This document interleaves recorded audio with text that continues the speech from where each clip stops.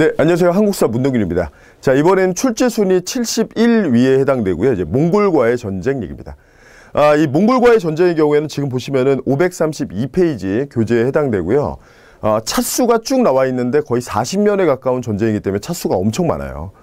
근데 시험에서 구체적으로 몇 차가 뭐냐 이렇게까지 묻는 주제는 아니에요. 우리 앞에서 바로 직전에 봤었던 고려 전기의 대외 관계 가운데 이제 거란 이런 거랑은 조금 다른 거죠. 근데 대신에 차수를 구분한다 그러면은 거의 동그라미를 좀 치시면요. 1차, 2차, 5차 이렇게 세 가지는 좀 기억을 해주세요. 가장 자세하게 출제된 문제가요.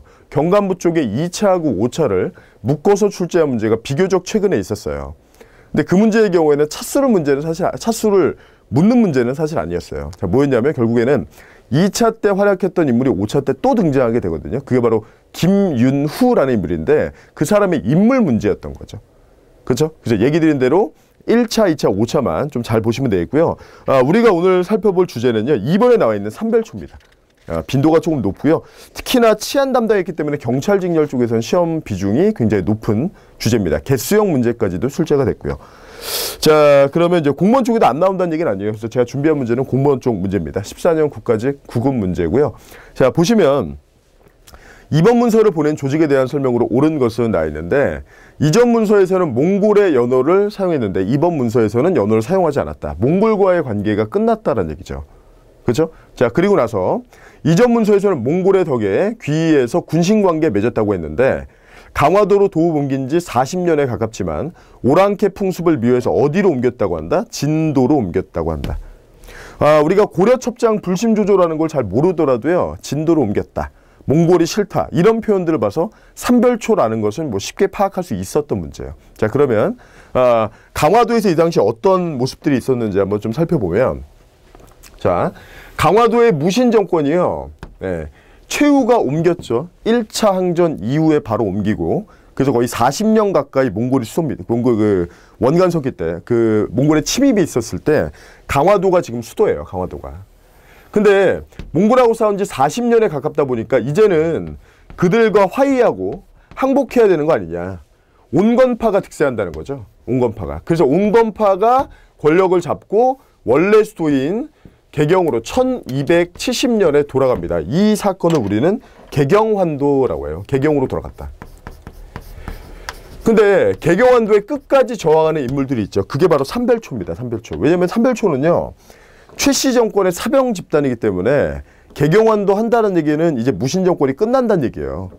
그렇죠? 그럼 이들은 사병이니까 더 이상 효용이 없는 것도 있고 몽골에 항전한다는 의미도 있겠죠. 그래서 강화도에서 끝까지 버티다가 밀리니까 옮겨서 어디로? 진도로. 그렇죠? 그리고 진도에서 밀리니까 어디로 넘어간다? 제주도로 넘어가서 근거지로 옮겨가면서 쭉 싸웠다. 이게 바로 삼별초가 됩니다. 지금 나와 있는 고려첩장이라는 사료는요. 진도로 옮겼을 때 이들이 이런 거죠. 고려 조정이 둘로 나뉘어졌다고 생각하시면 돼요. 왜냐하면 이들도 공식적으로는 승화후 온이라는 사람을 왕으로 추대해서 정부를 꾸리잖아요. 그러니까 이쪽에서 일본에다가 외교 문서를 보낸 거예요. 그러니까 일본이 개경에 있는 고려 정부에 우리가 이런 문서를 받았는데 맞나요? 라고 문의하는 거죠. 이게 바로 고려첩장이라는 겁니다. 그렇죠? 자, 그래서 요게 바로 이제 삼별초 관련된 얘기고요. 자, 그러면 이제 관련된 사건, 지문들 보도록 하겠습니다.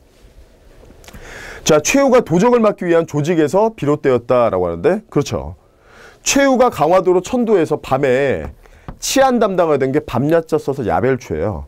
근데 그 야별초가 좌우별초로 갈리고 몽골에 끌려갔다 돌아온 사람까지 합쳐서 신의군. 그래서 이들이 뭐가 되냐면 이제 삼별초가 됩니다. 삼별초. 네, 그래서 첫 번째 1번이 맞고요. 나머지 보시면 2번. 최충원이 신변보호와 집권체제 강화를 위해 조직했다라고 하는데 이거는 도방에 해당되죠. 도방. 근데 주의해야 되는 것은 도방을 최충원이 최초로 만든 것은 아니다라는 거 주의하셔야 돼요. 최초로 도방을 만든 것은 경대승입니다. 경대승.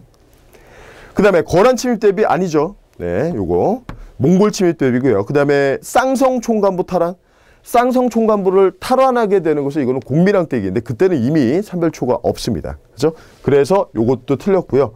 그래서 삼별초에 대해서 정의를 제가 하나 드리면 강화도, 진도, 제주도에 걸쳐서 끝까지 항전했지만 이들의 본질은 무엇이다? 사병이라는 거죠. 사병. 하지만 밤야자 써서 강화도 지역의 치안 담당을 했다. 기타 국왕의 호위 또는 국왕의 시위, 도적의 체포 같은 것을 했다라는 거죠. 그래서 본질은 사병이지만 이들은 뭘 했다? 공적인 역할을 담당했다라는 거죠. 하지만 본질은요, 사병이라는 거 잊지 마시고요. 그렇죠? 그리고 시험 지문 가운데는 이렇게 무리를 누가 이끌었나라는 그 리더의 이름을 잘 바꾸는데, 강화도랑 진도까지는 여기까지는 이제 배중손이에요. 근데 배중손이 제주도 넘어갈 때 일단 진도에서 죽기 때문에 제주도로 넘어가면 이제 리더가 바뀌는 거죠. 이때는 김통정이라는 사람이 됩니다. 그렇죠? 그래서 그렇게 비교하면서 기억해 주시면 되겠습니다. 자, 그래서 주제 지금 71일 몽골과의 전쟁을 이렇게 마무리 짓도록 하겠습니다.